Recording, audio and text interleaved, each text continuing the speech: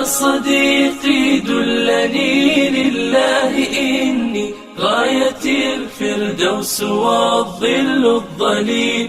يا صديقي إننا بالله نحيا فهو نور وهو زاد والدليل. يا صديقي دلني لله إني غاية الفردوس والظل الظليل. يا صديقي إننا بالله نحيا. Bismillahirrahmanirrahim. Assalamualaikum warahmatullahi wabarakatuh. Alhamdulillahirrabbilalamin. Asrafil amyadi war mursalin. Sayyidina Muhammadin wa ala alihi wa sahbihi ajmain. Rabbik sholli sadri wa yassirli amri wahlul iqdatam min lisani afqahu qawli. Amma ba'du. Bapak dan Ibu jemaah pejuang subuh yang dirahmati Allah, marilah kita bersama-sama panjatkan puji dan syukur kehadirat Allah Subhanahu wa taala yang telah melimpahkan taufik dan hidayahnya, melimpahkan rahmatnya kepada kita, memanjangkan umur kita, sehingga pada hari ini kita bisa berjumpa kembali untuk bersama-sama thalabul ilmu kepada Ustadz kita Ahmad Susilo. Semoga Allah selalu melimpahkan rahmatnya kepada kita semua, wabil khusus kepada Bapak dan Ibu yang tergabung dalam majelis ini. Amin, amin, ya Rabbal Alamin. Salawat dan salam senantiasa kita aturkan kepada junjungan kita, Nabi besar Muhammad SAW, beserta keluarganya, para sahabatnya, dan umatnya sampai di akhir zaman. Semoga Bapak dan Ibu yang tergabung dalam majelis ini mendapatkan syafaat dari beliau di yaumil kiamat nanti. Amin, amin, ya Rabbal Alamin. Bapak dan Ibu yang dirahmati Allah, sebelum kita mulai kajian ini, perkenankan kami membacakan aturan-aturan dalam mengikuti kajian ini. Yang pertama adalah luruskan niat semata-mata untuk mencari ridha Allah Subhanahu wa taala.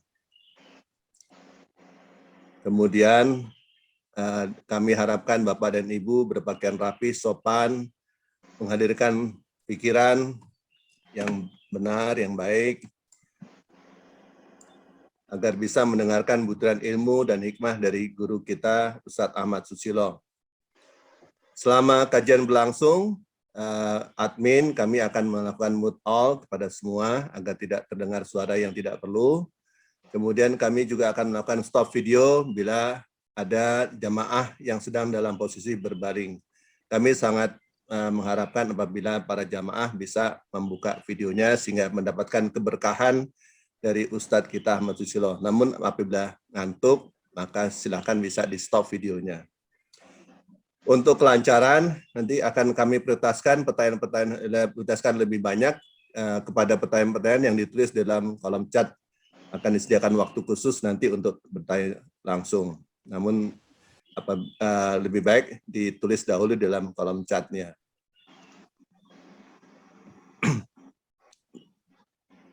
Kali ini kajian yang dibawakan oleh Pak Ustadz Ahmad Susilo adalah kelanjutan dari bagian pertama 2 minggu yang lalu, yaitu mengenai puasa.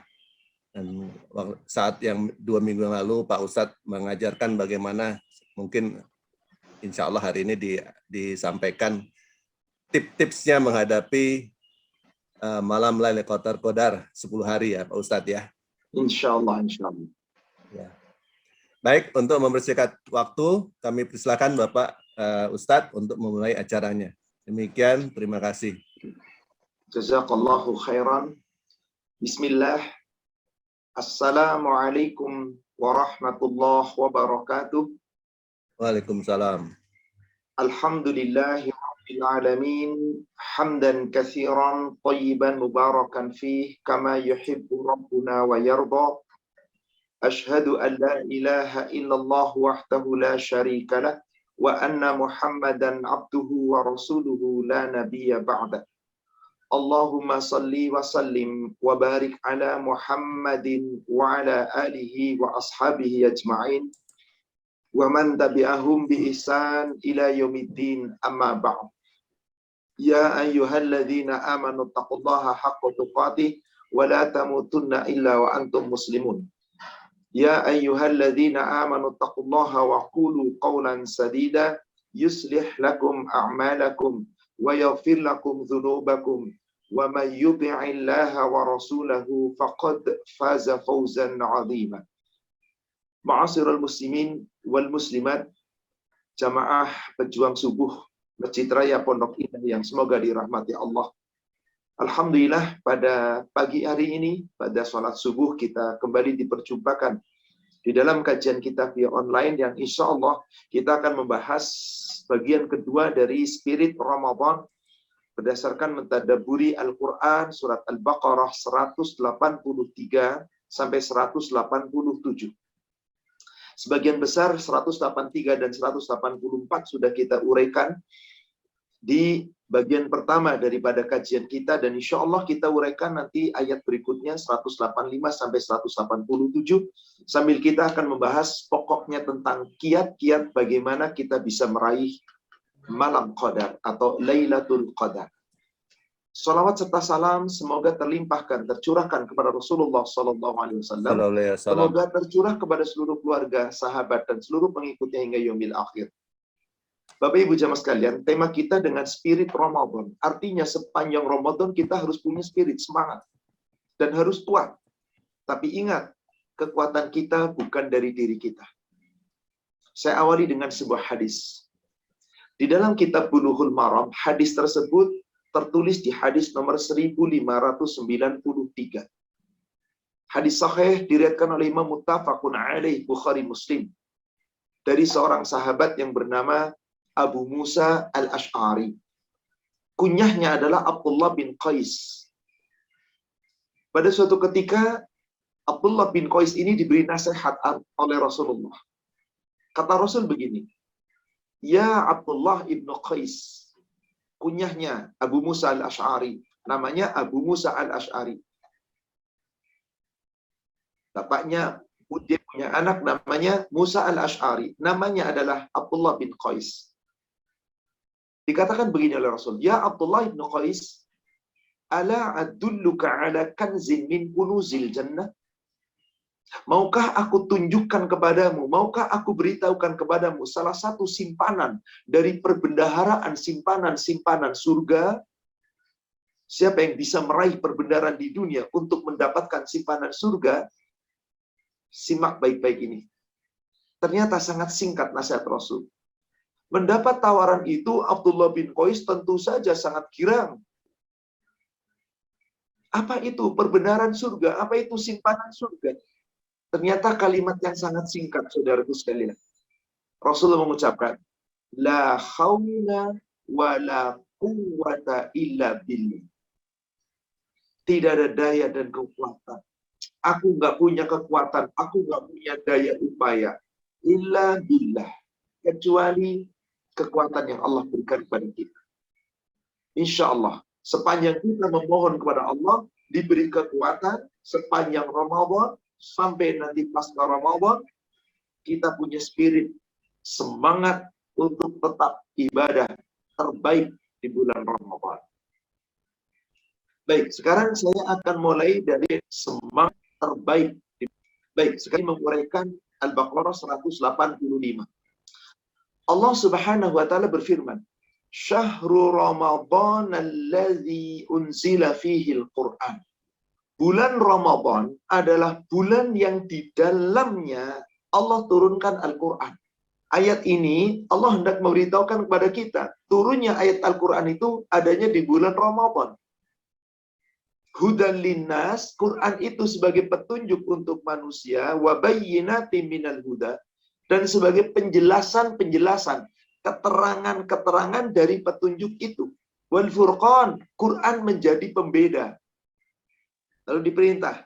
Nah, perintah berikutnya, faman syahida minkumus syahra falyasum. Siapa yang menyaksikan bulan itu maka hendaklah berpuasa, dan seterusnya sudah kita uraikan. Saya hendak tunjukkan di ujung ayatnya. Yuridullahu bikumul yusra. Allah itu menghendaki kepada kalian agar senantiasa diberi kemudahan-kemudahan. Allah itu tidak pernah mengharapkan kesulitan. Allah selalu memberi kemudahan. Wala yuridu bikumul usra. Allah tidak menghendaki untukmu sesuatu yang sulit. Allah tidak hendak menyulitkan kita. Maka Allah perintahkan, siapa yang betul-betul mampu, tidak sakit, tidak dalam perjalanan, walitukmilul iddah walitukabbirullah. Sempurnakan olehmu bilangan Ramadanmu, yakni puasamu harus kamu sempurnakan selama kamu tidak berhalangan tadi, baik itu karena sakit, karena dalam perjalanan, Anda betul-betul mampu, sempurnakan. Kapan? Iddata bilangan puasamu itu. Betul-betul sempurna sepanjang 1 bulan. Walitukabbirullah. Dan berzikirlah kamu. Perbanyaklah nama Allah. Sebut nama Allah. Agungkan nama Allah. Besarkan nama Allah. Puji nama Allah. Sanjung nama Allah. Ala ma hadakum. Atas petunjuk yang telah Allah berikan kepada kamu. Wala'alakum tashkurun. Agar kalian menjadi hamba yang pandai bersyukur. Ibu bapak jamaah sekalian. Di bulan Ramadan ini Allah menganjurkan kita banyak zikir. Maka zikir di bulan Ramadan itu suatu ibadah yang sangat mulia. Bahkan siapa yang lisannya sepanjang dia saum, baik di ala keadaan lapar dan haus di waktu pagi, subuh sampai waktu maghrib, atau setelah maghrib, berbuka seterusnya sampai bersahur, sampai kembali tiba waktu subuh, zikirlah, perbanyak zikir kita. Apa keutamanya jika kita memperbanyak zikir? Di kitab Bulughul Maram bisa dibuka hadis nomor 1584. Kitab Bulughul Maram nomor 1584. Di sana ada hadis qudsi yang diriwayatkan oleh Imam Ibnu Majah dan disebutkan sebagai mu'allaq oleh Imam Bukhari dan Muslim. Dari sahabat Abu Hurairah, qala Rasulullah sallallahu alaihi wasallam, qala Allah Ta'ala. Allah Ta'ala berfirman, ana ma'a abdi ma zakaroni wa taharrakat bi syafatah. Aku, kata Allah, firman Allah begini, aku akan senantiasa bersama hambaku selama hambaku itu mau berzikir, mengingat aku, dan berzikir dengan bergerak kedua mulut dan kedua bibirnya menyebut namaku. Wa taharrakat bi syafatah, kedua bibirnya bergerak. Artinya apa Bapak Ibu? Zikir itu jangan di dalam hati. Zikir yang terucap adalah di lisan. Subhanallah, Allahu Akbar, la ilaha illallah, alhamdulillah. Dan silakan zikir-zikir yang bebas yang begitu banyak. Jangan tinggalkan zikir pagi, petang, zikir pagi setelah sholat subuh, zikir petang setelah sholat asar, zikir-zikir setelah sholat 5 waktu, zikir mutlak bebas kapan saja yang kita bisa ucapkan. Perbanyak kita berzikir. Karena Allah sangat suka. Ana ma'a abdi ma zakaroni wa tafarraqat bi syafatah. Aku senantiasa bersama hambaku selama hambaku berzikir kepadaku dan kedua bibirnya bergerak menyebut namaku. Maka subhanallah, zikir kita itu Allah berikan jaminan bisa menyebabkan seorang hamba terhindar dari azab. Zikir bisa menyebabkan seorang hamba terhindar dari azab. Bulughul Maram hadis nomor berikutnya yang 1585 dari Mu'az bin Jabal, dan hadis ini diriwayatkan oleh Imam Ibnu Syaibah dan Imam At-Tabarani. Mu'az bin Jabal mengatakan, qala Rasulullah sallallahu alaihi wasallam.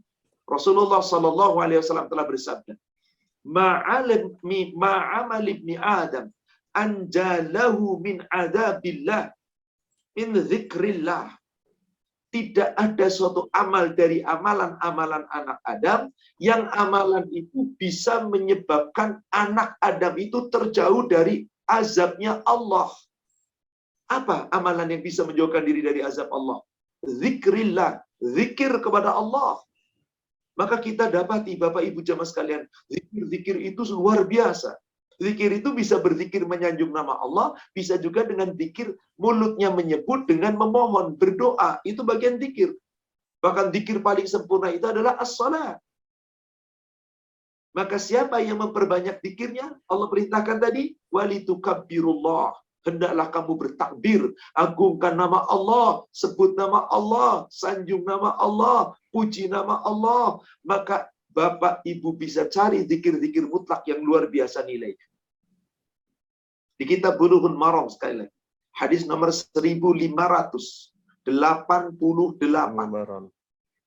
Di situ disebutkan dari Abu Hurairah, "Man qala subhanallah wa bihamdi mi'ata marrah, ghufirat anhu khatayahu mithla walau kanat mithla zabatil bahr."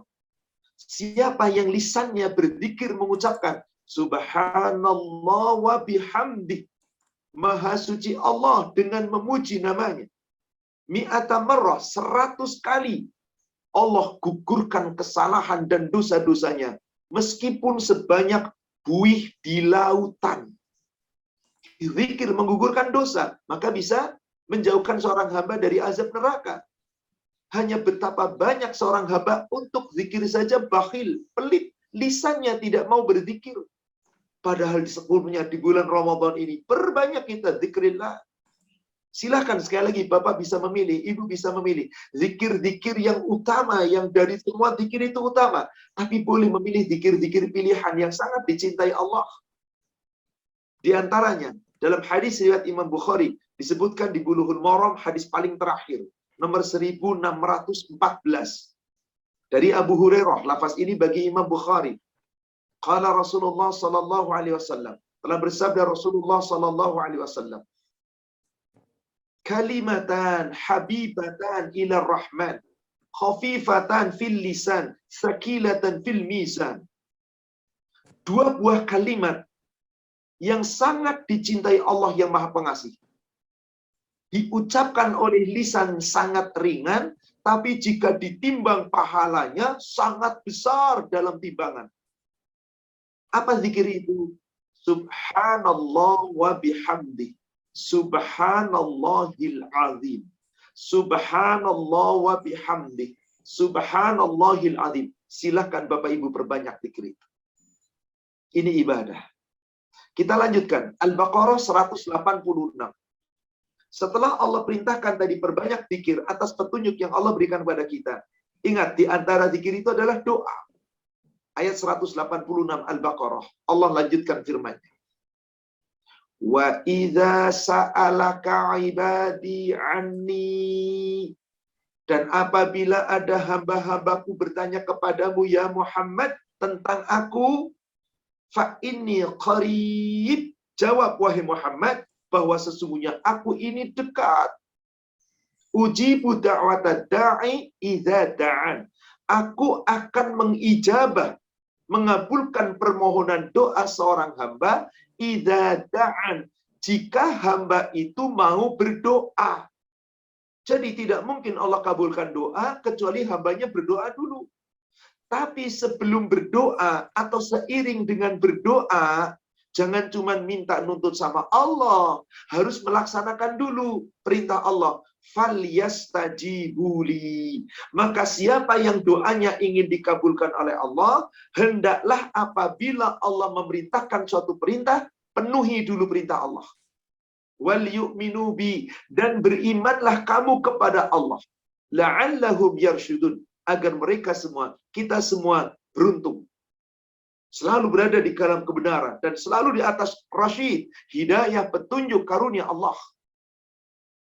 Banyak orang, banyak nuntut doa kepada Allah, lalu dia mengeluh, ya Allah kenapa doa saya belum dikabulkan? Anda sendiri belum menjalankan perintah Allah. Allah tidak akan mengabulkan doa seorang hamba, kecuali hamba itu mengabulkan dulu permintaan Allah. Maka sebelum hamba menuntut hak sama Allah, nanti di yaumil akhir menuntut surga, Allah nuntut hambanya selama di dunia agar nurut sama Allah. Silakan dibuka di kitab Sahih Muslim. Muslim hadis nomor 27 dari sahabat Mu'adz ibnu Jabal. Di dalam hadis Muslim nomor 27 dari Mu'adz bin Jabal, Mu'adz bin Jabal bercerita, suatu ketika Rasulullah SAW mengendari unta, mengendari keledai. Keledai Rasul diberi nama Ufair. Lalu Mu'adz membonceng di belakang Rasul. Rasul memanggil berulang-ulang.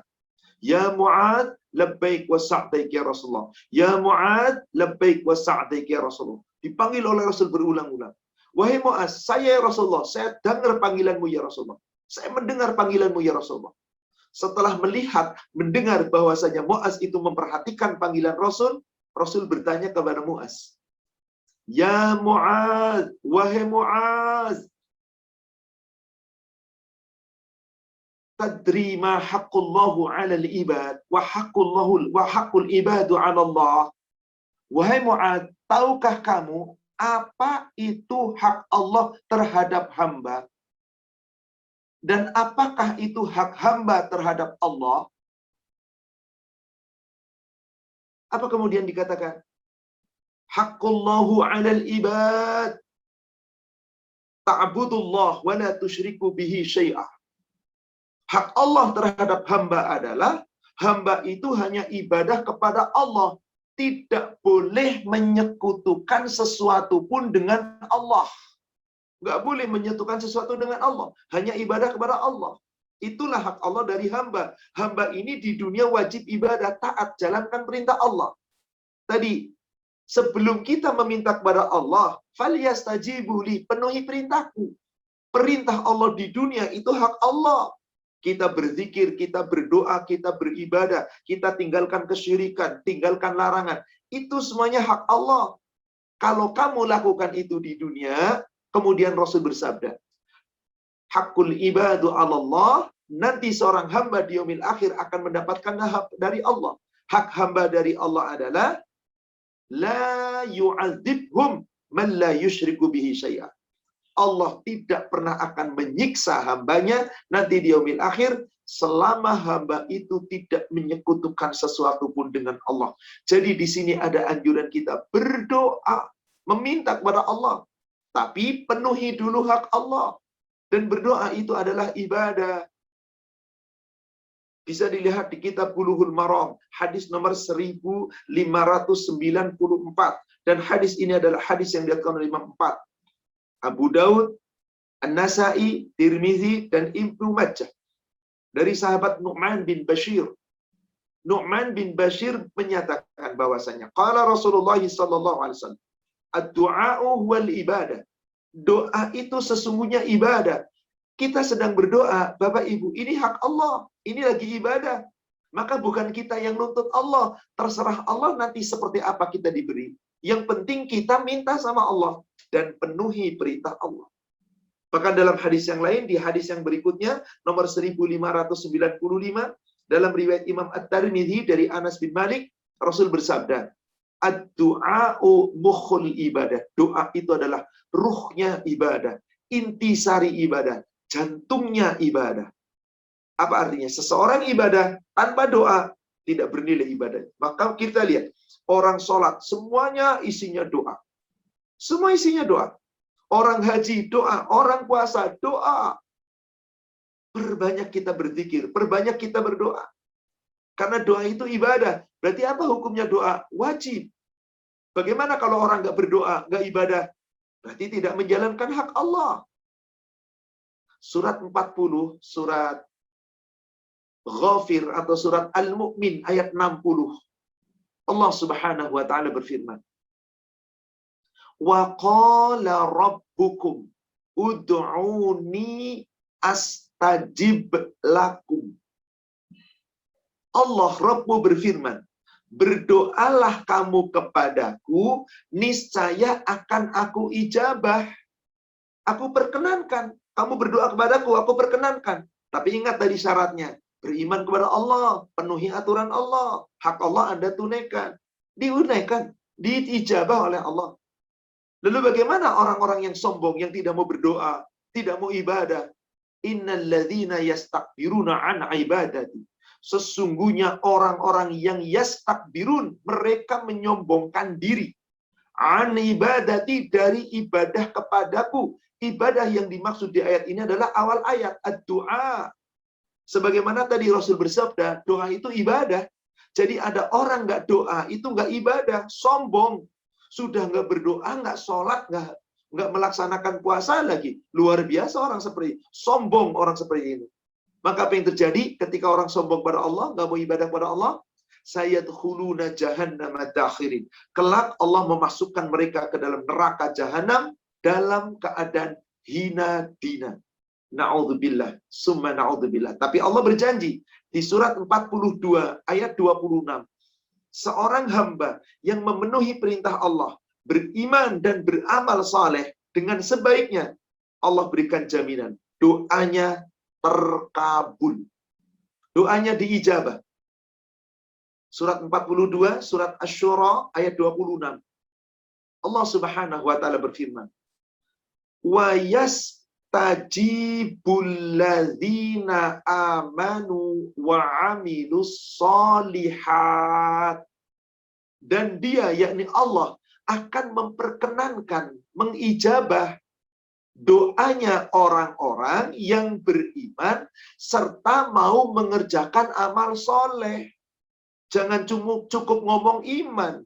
Jangan cukup hanya Anda ibadah habluminallah, tapi habluminanas Anda buruk. Jangan. Iman amal soleh Allah gandeng di situ. Orang yang imannya benar, dibuktikan dengan mengerjakan amal soleh, habluminanasnya juga baik, maka Allah katakan, dikabulkan doanya. Wa yastajib, dan Allah akan memperkenankannya. Bukan cuma diperkenankan doanya, wa yaziduhum min fadli. Allah akan menambahkan pahalanya. Setiap kita berdoa, dapat pahala Bapak Ibu sekalian. Kita beramal soleh, dapat pahala. Subhanallah. Jadi jangan khawatir, doa itu kita pasti dapat pahala. Karena doa itu ibadah. Makanya yang nggak berdoa sombong. Wa yaziduhum min fadli. Allah tambahkan karunia-Nya. Jadi orang beriman itu ketika menjalankan perintah Allah dengan iman yang benar, doanya diijabah, setiap doa dan amal ibadahnya mendapat pahala. Luar biasa. Bagaimana orang-orang kafir yang ingkar kepada Allah? Allah katakan, wal kafiruna lahum adzabun syadid. Bagi orang kafir, mereka hanya mendapatkan satu bagian neraka, azab yang pedih. Boleh jadi merasa hebat di dunia, seakan-akan telah diberikan segala-galanya. Tapi hanya dunia yang dia rasakan. Kita melangkah ayat terakhir yang kita bahas. Inilah pokok bahasan kita tentang tadi, kiat bagaimana kita bisa meraih Lailatul Qadar. Al-Baqarah 187. Dijelaskan secara rinci di sini tentang kapan kita berpuasa, apa yang dilarang dalam berpuasa, dan apa yang harus kita lakukan saat iktikaf. Uhilla lakum lailatas siyami rafathu ila nisaikum. Dihalalkan bagi kamu, hai laki-laki, hai wanita, di saat dalam keadaan berpuasa, maka di malam hari kamu dihalalkan oleh Allah untuk bergaul dengan istri-istri kamu. Jadi berhubungan suami istri sebelum turun ayat ini di bulan Ramadan tidak boleh. Saat itu para sahabat tidak berani untuk berhubungan suami istri, meskipun bukan di siang hari. Kenapa? Karena belum ada keterangan. Maka Allah turunkan ayatnya. Di siang hari kamu haram, tapi di malam hari boleh kamu rafas dengan istri-istri kamu. Yani kamu berhubungan suami istri, silakan. Sampai Allah katakan, hunna libasul lakum. Istrimu itu pakaian bagi kamu. Wa antum libasul lahunna. Sedangkan kamu adalah pakaian untuk istrimu. Namanya pakaian dikenakan, ya silakan. Tapi maaf, di malam hari. Alimallahu annakum kuntum takhtanuna anfusakum. Allah tahu bahwasanya kamu tidak bisa menahan hawa nafsumu sendiri. Bayangkan, maaf Bapak Ibu. Mungkin kalau para wanita kuat menahan nafsu sebulan. Bapak-bapak ini subhanallah. Meskipun mungkin usia kita sudah di atas 50, 60. Tetap urusan yang satu ini banyak yang nggak bisa menahan diri. Allah tahu. Makanya di situ katakan. Allah tahu. Alimallah. Allah mengetahui. Annakum sesungguhnya kamu. Kuntum kamu semua. Tahtanuna anfusakum. Tidak mampu mengendalikan hawa nafsumu sendiri. Makanya dihalalkan di malam hari. Allah katakan, fataba alaikum. Apabila kamu telah berbuat kesalahan dan dosa, Allah pun telah memberikan kepada kamu taubatmu diterima. Fataba alaikum. Wa'afa ankum. Bukan cuma diterima taubatnya, Allah maafkan seluruh kesalahan dan dosamu. Di sini Bapak Ibu ada anjuran kita perbanyak bertobat. Perbanyak bertobat. Sebelum saya lanjutkan lagi di lanjutan ayatnya, saya akan temukan dulu tentang fataba alaikum wa afa ankum. Allah menerima tobat kamu dan Allah memaafkan kamu. Ketahuilah, Allah itu Maha penerima tobat yang luar biasa. Allah yang memberikan tobat. Maka di bulan Ramadan ini, Bapak Ibu jemaah sekalian, wabil khusus nanti di malam akhir, di 10 hari akhir Ramadan, yang paling banyak kita minta di saat kita berdoa adalah mintalah ampunan. Bertobatlah kepada Allah. Siapa yang ingin meraih Lailatul Qadar, perbanyak mohon ampun. Karena Allah yang memberikan ampunan. Mari kita buka surat 42. Al-Baqarahnya tadi saya hentikan dulu sampai fataba alaikum wa afa ankum. Lalu nanti kita lanjutkan untuk i'tikafnya. Silakan buka surat 42, surat As-Surah ke ayat 25-nya. Tadi ayat 26, Allah mengijabah doanya orang beriman dan beramal soleh. Di ayat 25-nya Allah katakan, wa huwallazi yaqbalu taubata an ibadihi. Dan dialah Allah yang akan menerima tobat dari hamba-hambanya. Wa ya'fu anis sayyi'at. Dan Allah juga akan memaafkan dari segala kesalahan-kesalahan. Wa ya'lamu ma taf'alun. Dan Allah mengetahui apa yang senantiasa kamu kerjakan.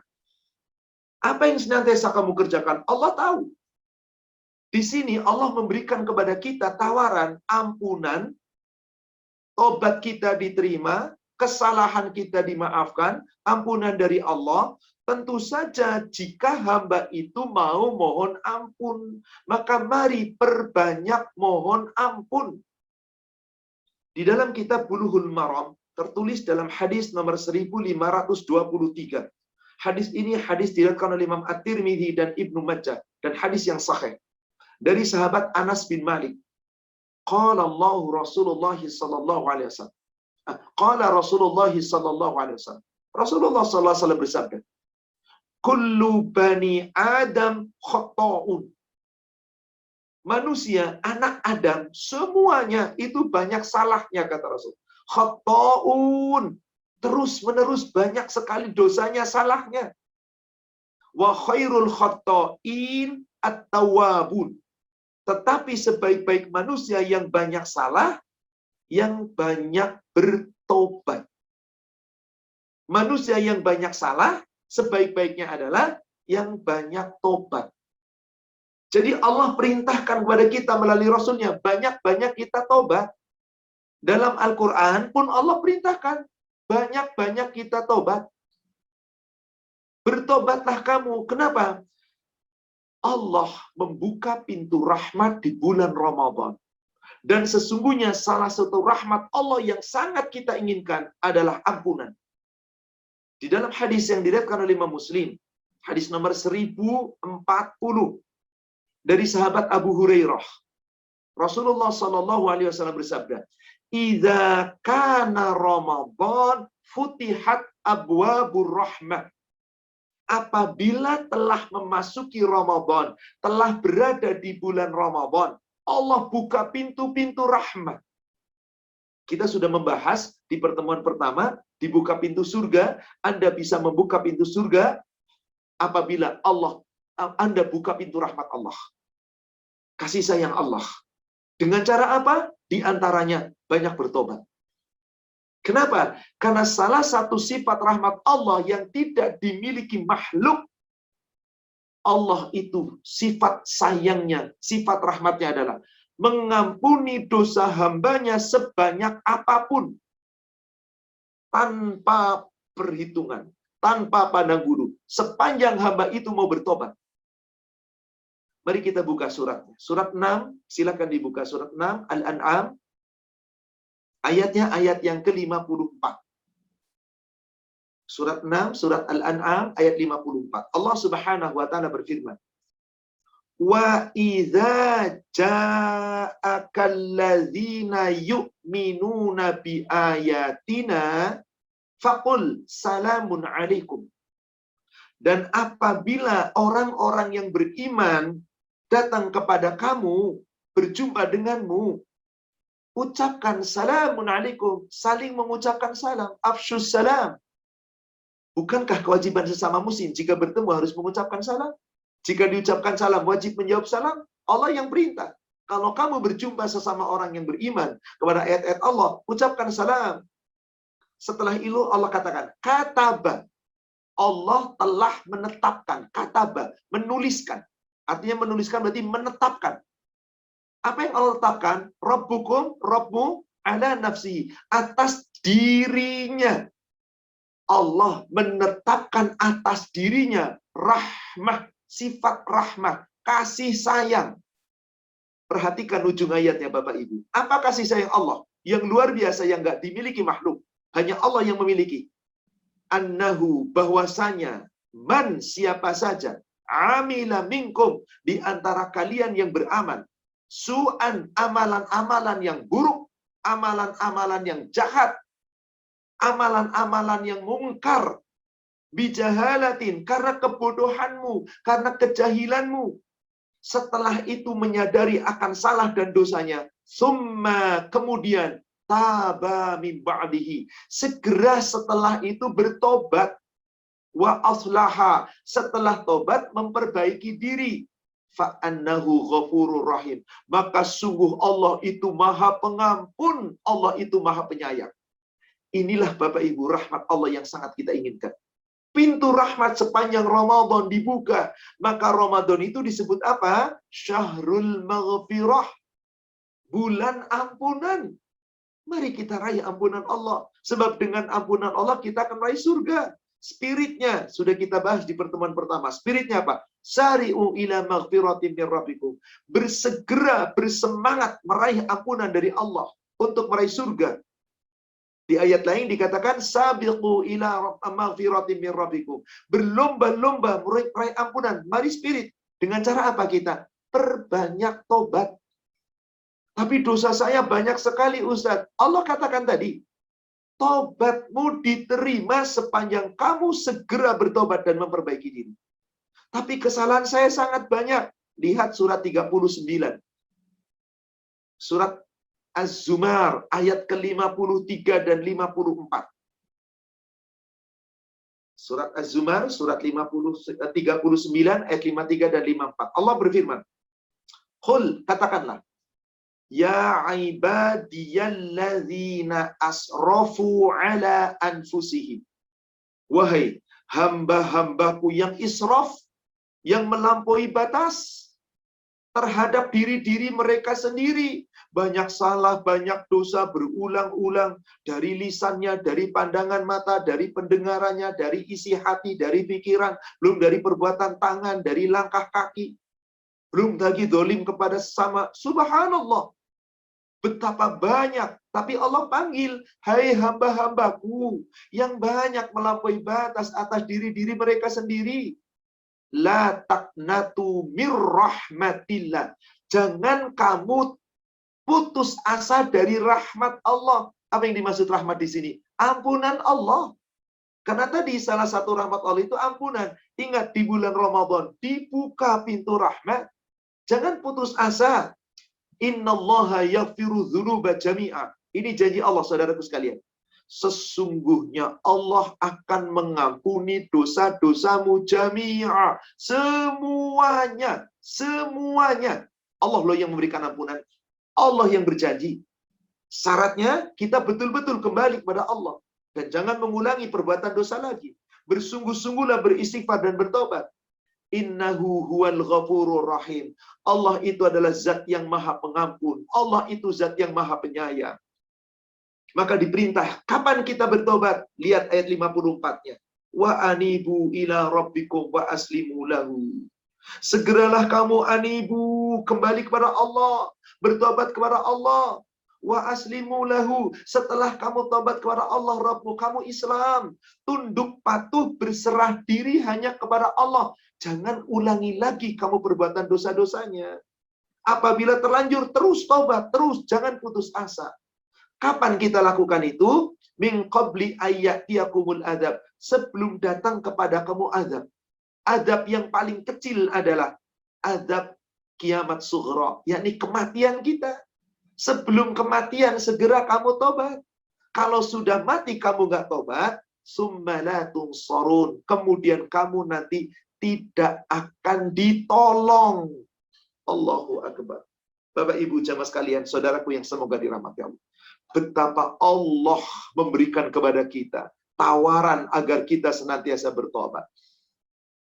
Tawaran dari Allah Subhanahu wa taala agar kita bertobat. Sebab dengan tobat kita, Allah akan masukkan kita ke dalam surganya.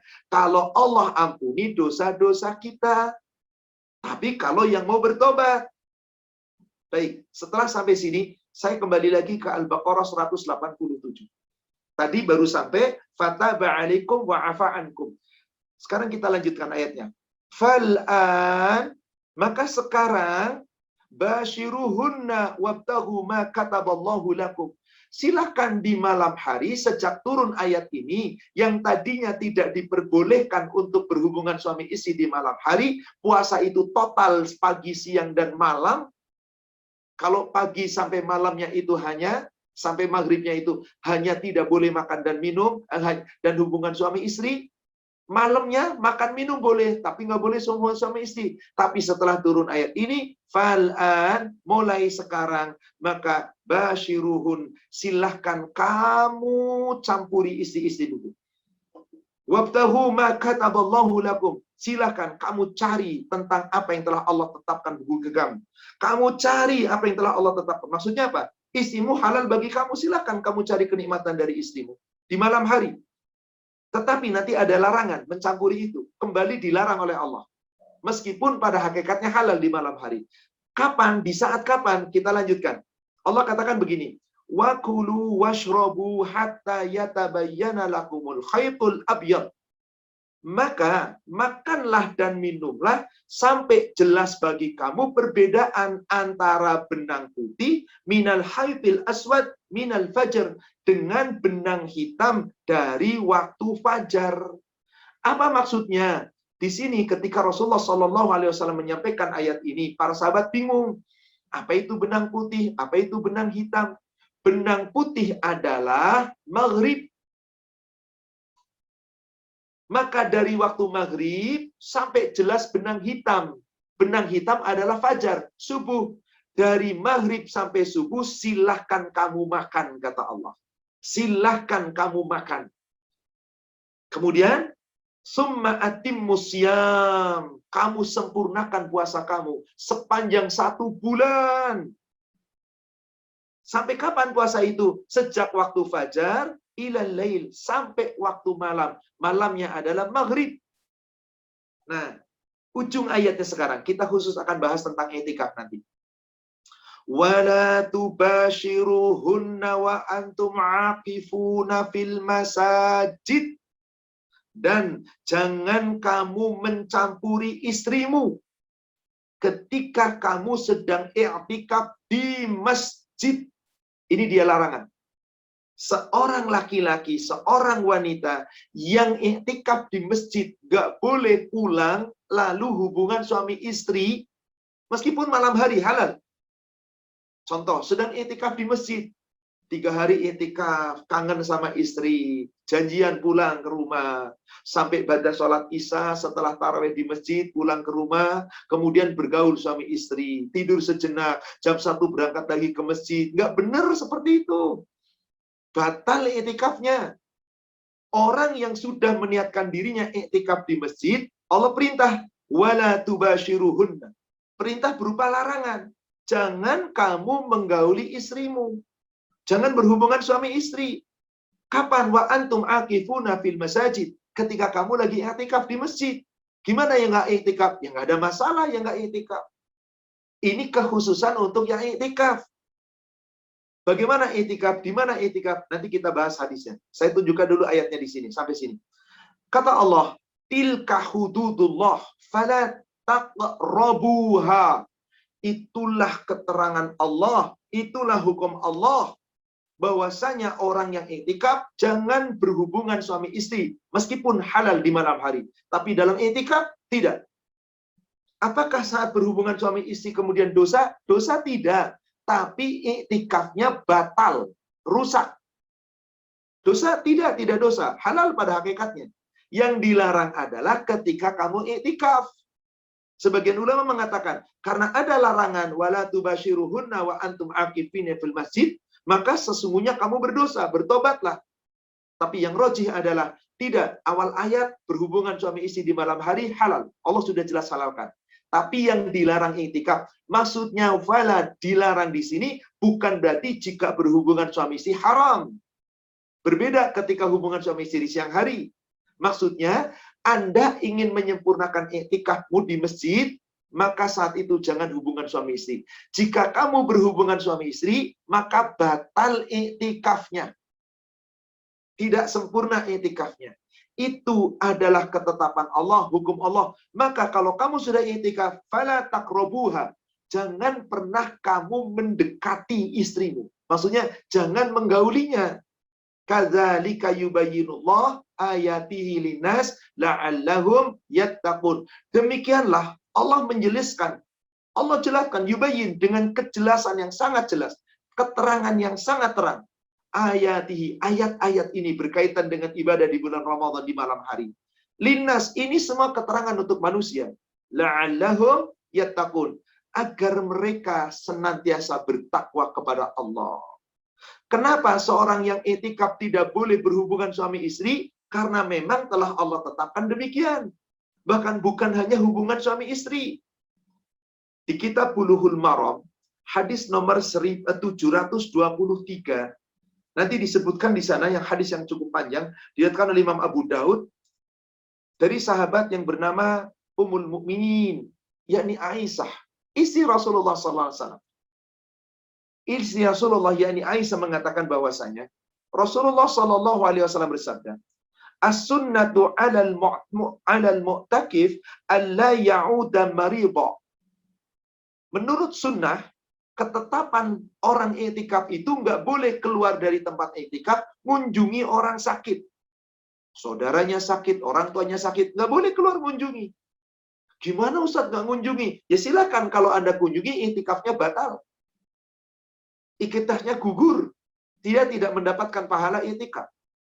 Apakah meraih Lailatul Qadar harus i'tikaf? Nanti kita bahas. Sekarang kita bahas dulu i'tikaf. Tidak boleh mengunjungi orang sakit. Wala yashhada janazah. Tidak boleh melawat jenazah. Meskipun saudaranya meninggal. Tapi masa sih saya nggak melawat jenazah saudara saya meninggal? Silakan lawat. I'tikaf Anda gugur. Wala yamassamra'atan. Dan tidak boleh berhubungan suami istri dengan istrinya, tidak boleh. Wala yubashiru, dan tidak boleh mubasyarah, bermesraan. Itu pun tidak boleh. Berhubungan suami istri nggak boleh, mesra-mesraan, ciuman, pelukan, bergumul, meskipun tidak sampai kepada hubungan suami istri. Ketika i'tikaf, ini tidak boleh. Wala yakhrujal lihajatin, nggak boleh keluar masjid untuk urusan dunia, apapun nggak boleh. Jadi maaf, ada orang i'tikaf yang keliru zaman sekarang. Malam-malam ke masjid sampai subuh, lalu sholat malam, dengerin kajian, baca Quran, nanti habis sholat subuh pulang ke rumah, istirahat sejenak, mandi, berangkat kantor. Pulang ke rumah, buka dulu, taraweh dulu di masjidnya, sampai rumah, makan. Kemudian apa? Tidur dulu sejenak, jam 11 berangkat ke masjid i'tikaf. Ini bukan i'tikaf namanya, ini bermalam di masjid. Beda antara i'tikaf dengan bermalam di masjid. Secara bahasa dia i'tikaf di masjid, berhenti di sana. Tapi secara akidah syar'i, mereka tidak i'tikaf. Karena i'tikaf itu apa tadi? Tidak boleh mengunjungi orang sakit, nggak boleh melawat orang yang meninggal, nggak boleh keluar dari masjid untuk urusan dunia, nggak boleh berhubungan suami istri. Kan nggak mungkin di masjid i'tikaf di masjid, masa hubungan suami istri? Maksudnya pulang untuk hubungan suami istri tidak boleh. Bahkan nggak boleh keluar rumah. Illa lima la budda lahu minhu. Kecuali sesuatu yang tidak mungkin tidak. Kamu harus keluar masjid. Keluar. Contoh, buang air kecil, buang air besar. Di zaman Rasul, di masjid itu nggak ada WC kayak sekarang, hammam, nggak ada. Harus keluar jauh. Buang air kecil, buang air besar. Tempat wudhunya kemana? Harus nyari ke Abtah. Di rumah masing-masing sedia. Kadang Rasul sediakan sedikit air di depan masjid. Jadi harus keluar, nyari makanan. Silakan. Kembali lagi ke masjid. Tapi jangan leyeh-leyeh pulang ke rumah. Ada pulang ke rumah. hanya untuk mengambil makanan, mengambil pakaian, pakaian bersih, pakaian kotor ditinggal di rumah. Balik lagi, ya sekedar pamit sama istrinya, mencium istrinya, memeluk sejenak, lalu pergi lagi. Halal. Tapi bukan untuk berlama-lama di rumah. Kenapa? Nggak boleh. Dan Rasulullah mengatakan, wala tikafa illa bisaumin wala tikafa illa fil masjidil. Yakni masjid jami', masjid yang besar, yang berkumpul orang banyak, iktikaf itu dengan puasa dan dilaksanakan di masjid. Ini hadis sahih yang diriwayatkan oleh Imam Abu Daud. Apa artinya di sini? Nggak boleh sembarangan kita iktikaf, ada aturannya. Baik, sekarang terakhir.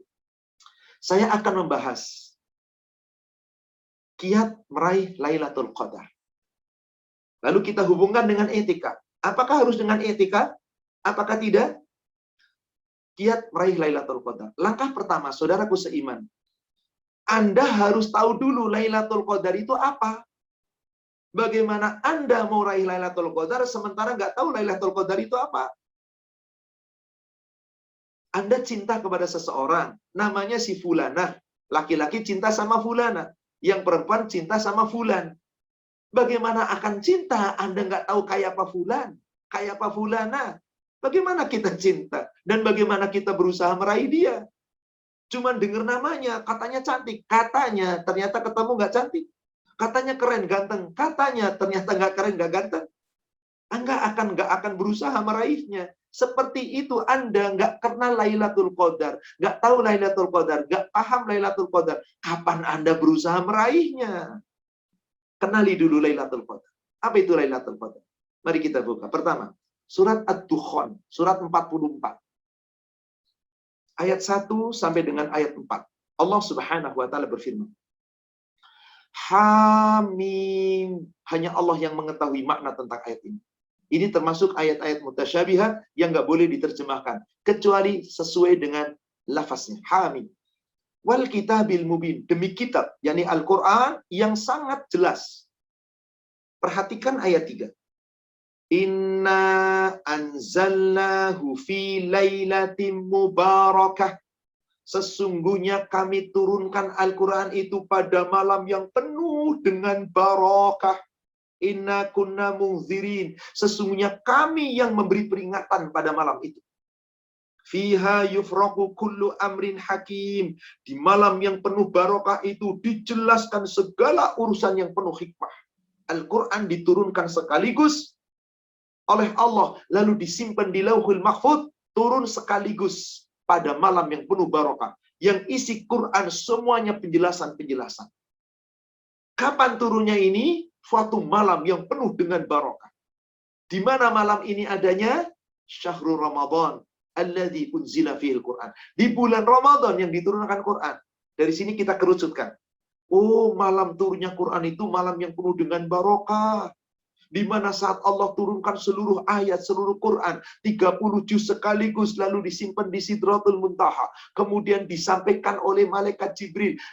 Diberikan ayat demi ayat, surat demi surat, sesuai dengan apa kepentingannya. Maka ada namanya Asbabun Nuzul. Sampai sepanjang 23 tahun Allah turunkan. Allah turunkan, Allah turunkan. Yang paling banyak setelah hijrah ke Madinah tentunya. Nah, turunnya sekaligus itu namanya malam yang penuh dengan barakah. Malam yang penuh dengan barakah itu disebut apa oleh Allah? Kita lihat ayatnya. Surat 97. Surat Al-Qadar. Inna sesungguhnya anzalna kami telah turunkan. Dia, yakni Al-Quran. Yang turun di mana dengan barakah itu. Malam yang penuh dengan barokah itu namanya Lailatul Qadar, malam Qadar. Malam yang sangat mulia, yang telah ditetapkan, ada ukuran yang tetap. Kapan? Nanti kita lihat hadisnya. Wa ma adraka ma Lailatul Qadar? Kamu tahu? Tahukah kamu apa itu Lailatul Qadar? Malam Qadar itu apa? Lailatul Qadri khairum min alfi syahr. Malam Qadar itu adalah satu malam yang nilai satu malam itu lebih baik dari 1000 bulan. Maaf, bukan sama dengan 1000 bulan. Bukan. Lebih baik. Kalau sama, berarti sama. Kalau lebih baik, berarti kalah 1000 bulan. Berapa 1000 bulan? Kalau dibagi 1000, dibagi 12, maka akan muncul angka 83,4. Artinya, 1000 bulan itu sama dengan 83 tahun 4 bulan. Anda nggak mungkin, belum tentu punya umur sampai 83 tahun. Wallahu a'lam berapa? Wallahu a'lam. Apa artinya? Seorang yang beribadah di bulan Ramadan bertepatan dengan turunnya ayat Quran pertama kali diturunkan yang disebut malam Qadar. Anda saat itu sedang ibadah bertepatan dengan malam Qadar, nilai ibadah Anda satu malam itu lebih baik dari 83 tahun 4 bulan. Lebih baik, maaf, bukan sama. Bukan sama. Dari sini kita sudah memahami, oh ternyata malam Qadar itu namanya, malam turun Quran itu namanya Lailatul Qadar. Nah, tinggal kita cari lagi. Kapan Lailatul Qadar itu? Yang pasti di bulan Ramadan. Tapi Ramadan kan 30 hari. Kapan adanya? Kita bahas sekarang. Ada sebuah hadis yang cukup panjang, diriwayatkan oleh Imam Muslim, dari Abu Sa'id Al-Khudri. Ketika Allah telah turunkan ini tentang Lailatul Qadar, Allah perintah kepada Rasul, carilah Lailatul Qadar. Cari malam Qadar. Allahu Akbar. Saudaraku seiman. Hadis Sahih Muslim nomor 1139 dari Abu Sa'id Al-Khudri diceritakan di situ. Rasulullah iktikaf mulai dari awal Ramadan. Mulai dari awal Ramadan. Begitu ini tanggal 1 Ramadan, subuh-subuh Rasul masuk ke tempat iktikaf, sebuah tenda kecil. Di situ beliau iktikaf. Terus sepanjang 10 hari beliau nggak keluar rumah. Tapi tidak ditunjukkan adanya Lailatul Qadar. Kemudian terus lagi iktikaf 10 hari berikutnya sampai hari ke-20 tidak ditunjukkan adanya Lailatul Qadar. Lalu Rasul iktikaf meneruskan di 10 hari akhir. Di malam ke-21 Rasulullah kemudian besok subuhnya keluar tenda lalu mengatakan, demi Allah, aku telah mencari Lailatul Qadar. Aku telah iktikaf dari mulai awal Ramadan, tidak diberitahukan adanya Lailatul Qadar. Kemudian aku lanjutkan 10 hari kedua, tidak diberitakan Lailatul Qadar. Kemudian aku lanjutkan, tadi malam aku diberitahu oleh Allah Lailatul Qadar. Lailatul Qadar itu adanya di 10 malam akhir di bulan Ramadan. Maka barang siapa yang ingin mencarinya melalui iktikaf, beriktikaflah di 10 hari akhir Ramadan. Ini sampai sini dulu. Iktikaf 10 hari akhir Ramadan. Jadi nggak dari awal Ramadan, nggak dari pertengahan Ramadan, tapi dari 10 akhir Ramadan. Itulah iktikaf. 10 akhir Ramadan. Bagaimana cara iktikafnya di bulan Ramadan itu? Ada sebuah hadis, di dalam lafaz Imam Bukhari, ada beberapa lafaz hadis. Lafaz yang pertama, man soma Ramadan.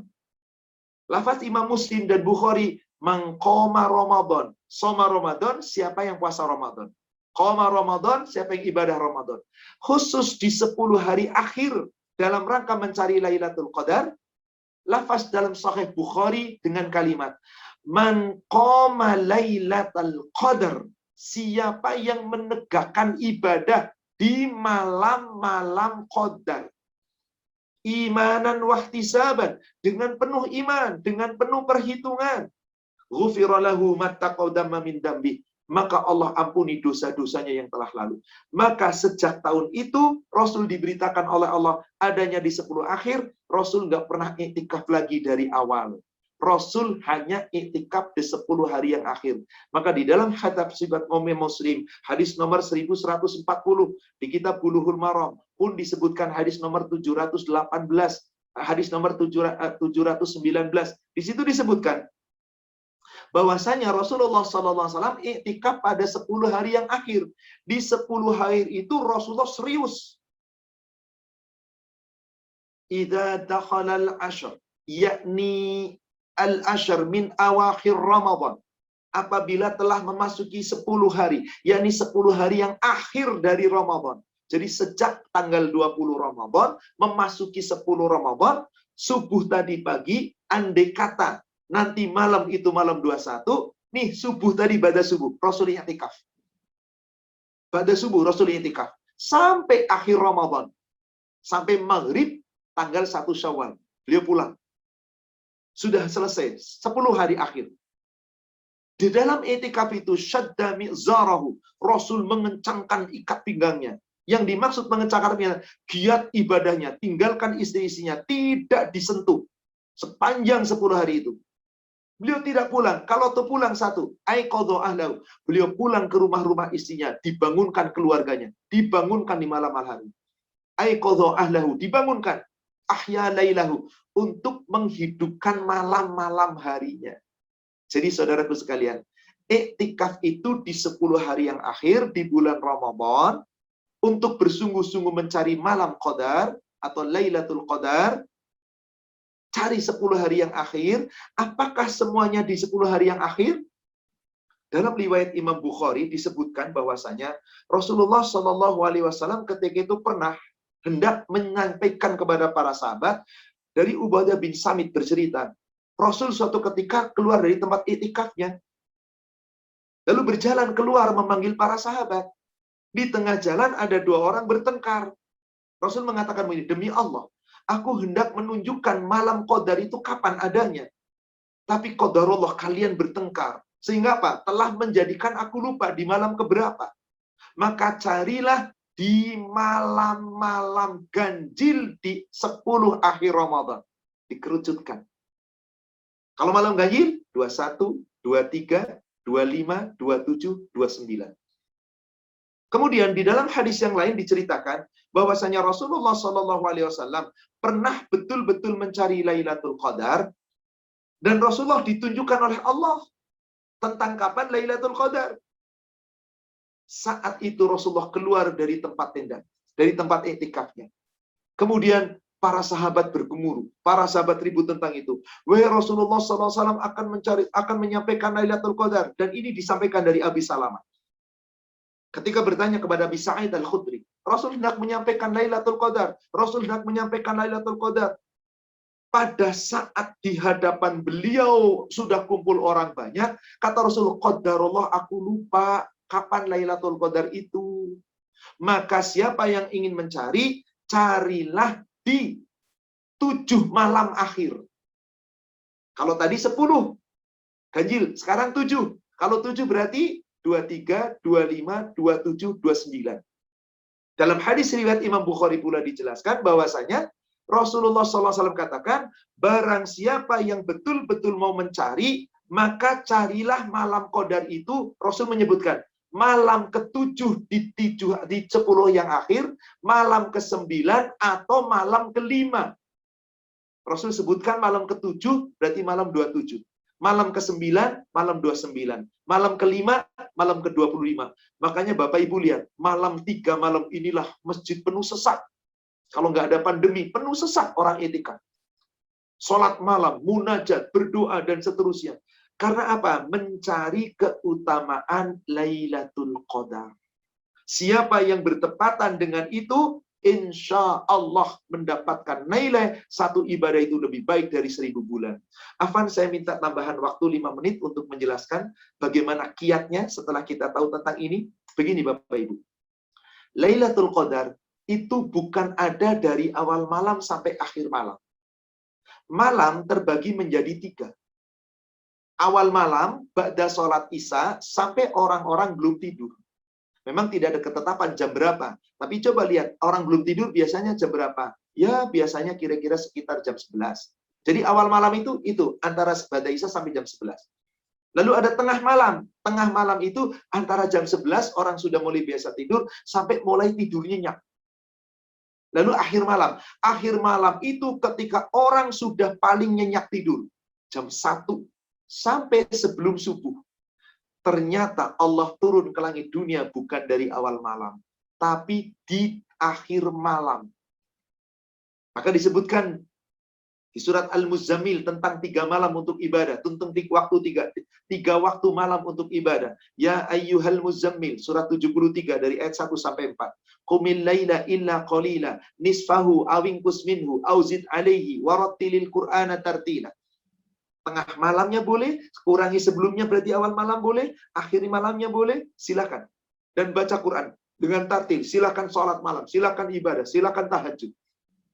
Nah, berdasarkan ayat ini, malam itu terbagi menjadi 3. Malam itu menjadi 3. Tapi, kapan Allah turun ke langit dunia? Hadis sahih, riwayat Imam Muslim, di hadis nomor 731, dari Abu Hurairah, Rasulullah SAW bersabda, Yanzilu Rabbuna tabaraka wa ta'ala kulla laylatin, hina yabqa sulusul laylil akhir. Allah tabaraka wa ta'ala turun ke langit dunia setiap malam. Di sepertiga malam yang akhir. Fayaqul, Allah berfirman, iyad'uni astajibu lahu. Siapa yang di sepertiga malam akhir sedang dia munajat kepadaku, berdoa kepadaku, aku ijabah doanya. Wa iyas'aluni fa'u'tiyahu. Siapa yang sedang meminta kepadaku, aku beri permintaannya. Wa iyastaghfiruni aghfiru lahu. Siapa yang berdoa mohon ampun kepadaku, aku ampuni dia. Itulah dia hatta matla'il fajr. Terus dari sepertiga malam akhir sampai tiba waktu fajar, waktu subuh. Itulah yang disebut waktu sahur. Maka Allah perintahkan kepada kita melalui Nabi kita. Tasahharu fa inna fis sahuri barokah. Bersahurlah, di dalam sahurmu ada barokah. Barokah kita berdoa, kita sholat malam atau tahajud, kita kemudian berzikir, kita baca Quran, kita beristighfar, meminta, perbanyak. Gimana caranya kita bisa dari jam 1 sampai subuh nggak tidur? Nggak harus dari jam 1 tepat. Boleh tidur sedikit di akhir malam. Karena ciri orang yang takwa yang akan dapat surga, Allah ceritakan begitu. Bisa dilihat di surat 51. Surat Az-Zariyat ayat 15 sampai ayat 18. Di situ Allah Subhanahu wa taala berfirman, Inna lil muttaqina fi jannati wa uyun. Sesungguhnya orang bertakwa ditempatkan di dalam surga-surga yang penuh dengan mata air. Akhidina ma'atahum rabbuhum. Mereka di dalam surga mendapatkan segala kenikmatan yang telah Allah berikan kepada mereka. Allah berikan semua kepada mereka. Innahum kanu qabla dzalika muhsinin. Sesungguhnya penghuni-penghuni surga itu dahulu sebelum itu, yakni ketika masih di dunia, termasuk orang yang selalu berbuat baik. Perhatikan ayat 17-nya Bapak Ibu. Apa perbuatan baiknya mereka itu? Kanu qalilan minal laili ma yahja'un. Dahulu mereka di malam hari tidurnya sedikit. Jadi Bapak Ibu boleh tidur di akhir malam, jangan banyak-banyak, sedikit aja, sedikit. Lalu ngapain di akhir malam itu, di waktu sahur, di akhir malam? Ayat 18-nya. Wabil asharihum yastaghfirun. Di waktu sahur, yakni waktu pada sepertiga malam akhir, waktu akhir malam sampai sebelum waktu fajar, yang paling baik adalah yastaghfirun, banyak mohon ampun. Banyak mohon ampun. Berdoalah mohon ampun kepada Allah. Perbanyak mohon ampun. Kiatnya, bagaimana caranya bisa dari tidurnya sebentar, jam 1 sampai jam sebelum subuh, itu adalah waktu yang paling afdol. Sepertiga malam akhir, disitulah Lailatul Qadar. Maka Anda boleh tidur sedikit, setengah jam itu cukup. Jadi Anda harus sudah bangun setengah 2. Setengah 2 segera siap-siap, kemudian dari mulai bangun setengah 2 itu, Anda berwudu, Anda mau mandi supaya seger, silakan. Setelah itu siap-siap sampai fajar. Jangan Anda urusan dunia, tinggalkan. Kecuali satu, makan sahur. Tontonan TV, segala macam hingar-bingar, matikan. Munajat kepada Allah. Berdoa, berzikir, mohon ampun, baca Quran, sholat tahajud, silahkan semampu Anda. Terus, gimana caranya, kiatnya? Bapak-bapak, pulang taraweh, silahkan Bapak pulang. Sekarang taraweh itu jam 8:30 sudah selesai. Karena isanya cepat. Jam 9, kalau bisa Anda sudah tidur full. Sepanjang awal malam tidur sampai jam 11. 2 jam. Tengah malam jam 11 sampai jam 1 full tidur. 4 jam. Tambahkan lagi setengah jam. 4,5 jam. Cukup. Jika mau dapat lagi lebih banyak, siang hari ada tidur sunnah hailullah. Sejak waktu sholat duhur, baca Quran sedikit, zikir doa, silakan. Tidurlah jam 1 sampai setengah 3, 1,5 jam. Anda hari itu bisa tidur 5,5 jam. demi meraih Lailatul Qadar. Hidupkan dari 1:30 sampai subuh, berapa jam kira-kira? 3 jam.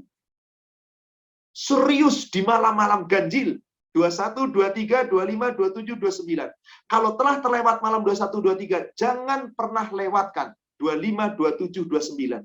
Lakukan ini dengan sungguh-sungguh. Insya Allah. Mohon kepada Allah. La khawla wa la quwata illa billah. Semoga Allah memberi kekuatan. Semoga Allah memberikan spirit, semangat untuk meraih Lailatul Qadar. Semoga dengan itu kita bisa meraih Lailatul Qadar. Dan dengan itu ampunan. Saya tutup dengan sebuah hadis. Hadis sahih yang diriwayatkan oleh Imam 5, yakni Ahmad, Abu Daud, Nasai, Tirmidzi, dan Ibnu Majah, kecuali Imam Abu Daud. Ummul Mukminin Aisyah bertanya kepada Rasul, "Qultu ya Rasulullah." Aku bertanya, wahai Rasulullah, "Ara'ait ayyi lailatin Lailatul Qadar ma aqulu fiha?" Jika aku menyangka bahwa sekarang ini, malam ini, adanya malam Lailatul Qadar, ini malam, apa yang paling baik aku minta kepada Allah ketika bertepatan Lailatul Qadar? Qala, Rasulullah menjawab, quli, ucapkanlah doa. Allahumma innaka afuwun tuhibbul afwa fa'fu anni. Ulangi ini doa. Doa minta ampun, minta maaf, istighfar. Baca Sayyidul Istighfar. Baca istighfar sebanyak-banyaknya. Mohon ampun, mohon ampun, mohon ampun. Ini yang paling baik. Rasul hanya mengajarkan doa ini. Nggak ada minta dunia sama sekali. Cuman minta ampun. Sebab orang yang sudah dapat ampunan, dijamin oleh Allah nikmat hidupnya. Bukan saya menjamin, Allah. Saya tutup satu ayat, surat 11 ayat 3.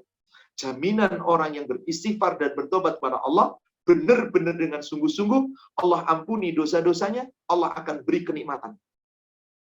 Surat Hud, surat 11 ayat yang ketiga. Allah berfirman, wa anistaghfiru rabbakum summa tubu ilaih. Dan segera kamu beristighfarlah, kamu minta ampun kepada Allah Rabbmu. Kemudian bertobat kamu kepada Allah. Jika kamu betul-betul minta ampun dan kamu betul-betul bertobat, yumatti'akum mata'an hasana ila ajali musamma. Niscaya Allah akan memberikan kepada kamu kenikmatan yang baik terus-menerus sampai batas waktu yang telah Allah tentukan, sampai ajalmu tiba. Wa yu'ti kulladzi fadlin fadlah. Dan sungguh Allah akan memberikan kepada tiap-tiap orang yang mempunyai keutamaan dari balasan-balasan ampunan itu, kalau orang itu mau mencari keutamanya sendiri. Wa in tawallau, dan jika kamu berpaling, suruh tobat nggak mau tobat, istighfar nggak mau istighfar, kembali ke Allah nggak mau, lalu kamu berpaling.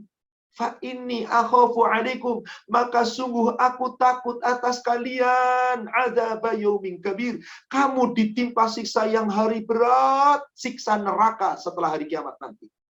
Bayangkan di ayat ini, saudaraku sekalian, Allah berfirman, aku takut kamu ditimpa siksa neraka. Kalau nggak tobat, manusianya pada nggak takut ditimpa siksa neraka. Mari yang takut siksa neraka, bertobatlah. Ramadan, bulan penuh maghfirah, dibuka pintu-pintu rahmat. Wallahu alam, demikian. Afan agak sedikit panjang karena memang kajian untuk Lailatul Qadar itu sebetulnya cukup panjang, tapi saya coba padatkan, mudah-mudahan bisa dipahami. Wallahu alam, demikian. Saya kembalikan kepada admin. Silakan, Pak. Baik, terima kasih. Subhanallah, Masya Allah. Banyak sekali pengetahuan yang kami dapatkan dari Ustadz. Sebelum masuk ke tanya jawab, perkenankan kami bacakan dulu kegiatan-kegiatan kami dalam beberapa hari ke depan ini.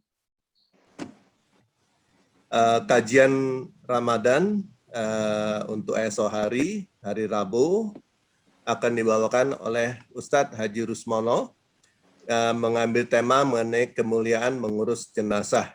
Kemudian hari Kamis adalah mengenai tadabbur Quran. Setiap Kamis dan Minggu kita melakukan tadabbur Quran dan akan dibawakan oleh Ustazah Dr. Isnawati Rais, yaitu mentadaburi surat Al-Imran ayat 72 sampai dengan 74.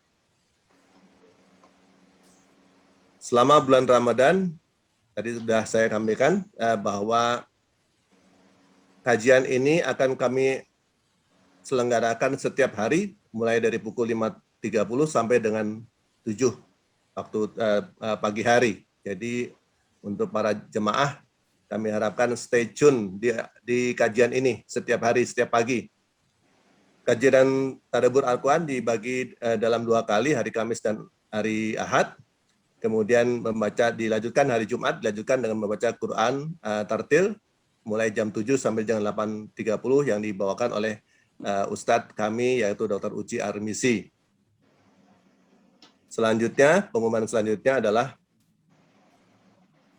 Pak Sahid, tolong dilanjutkan.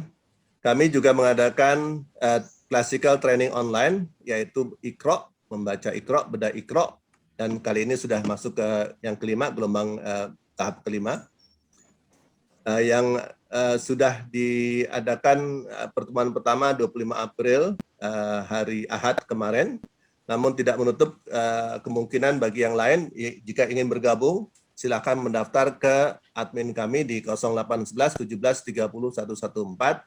Masih ada 3 kali pertemuan. Insya Allah kajian ini membawa berkah dan membawa berkah kepada Bapak dan Ibu sekalian. Selanjutnya, untuk kegiatan sosial, kami persilakan Pak Jono untuk menyampaikan rencana-rencananya. Dari Pak Jono ada bagian sosial. Silakan Pak Jono untuk menyampaikan langsung. Sebentar. Assalamualaikum warahmatullahi wabarakatuh. Waalaikumsalam. Sudah dengar ya, Pak? Terima kasih Pak Reddy. Terima kasih Pak Ustadz atas waktunya. Bapak Ibu sekalian, kami dari Divisi Sosial menyampaikan pengumuman sebagai berikut. Untuk meringankan saudara kita yang ada di NTT, sejak awal Ramadan kita sudah mengumpulkan untuk dalam 1 minggu ini kita akan menyampaikan sumbangan Bapak Ibu sekalian kira-kira 9 juta. Mungkin kita sementara hari ini kita stop dulu bantuan ini karena pada tanggal 14 April kita akan menyampaikan tanggal 12 Mei kita akan menyampaikan membagikan sembako dari kita yang terdampak COVID. Ada yang pengangguran, ada tukang sampah, segala macam. Mohon Bapak Ibu sekalian untuk bisa berpartisipasi. Bagi Bapak Ibu yang berpartisipasi, silahkan menghubungi Bapak Bendahara Pejuang Subuh, Pak Irwan Primadiptia, atau bisa mentransfer langsung pada lewat rekening 1001 atas nama Yayasan Pejuang Subuh Pondok Indah. Mohon dicatat nomor rekeningnya dan nomor handphonenya Pak Irwan. Untuk mulai hari ini kita buka donasi untuk sembako sampai dengan tanggal 12 Mei. Sekian pemberitahuan dari saya. Assalamualaikum warahmatullahi wabarakatuh. Waalaikumsalam. Baik, untuk selanjutnya saya langsung baca untuk pertanyaan-pertanyaan yang ada dalam kolom chat terdahulu ya. Pertanyaan pertama dari Ibu Nisrina yang menanyakan mengenai doa tadi yang disampaikan oleh Pak Ustadz, yaitu Allahumma innaka afuwun tohibul afwan fa'ani. Apakah harus bisa dibaca dari mulai sekarang, tidak menunggu 10 hari akhir Ramadan? Kemudian pada prinsipnya Ibu doa mohon Nisrina, ampun boleh. silakan.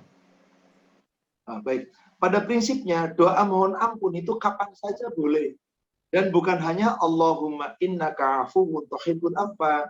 Kita bisa saja boleh afuwun tuhibbul afwa. Doa astagfirullah ampun baca Allahumma anta rabbi la ilaha illa anta khalaqtani wa ana abduka, dan banyak lafaznya. Intinya, ibu dari sekarang baca boleh.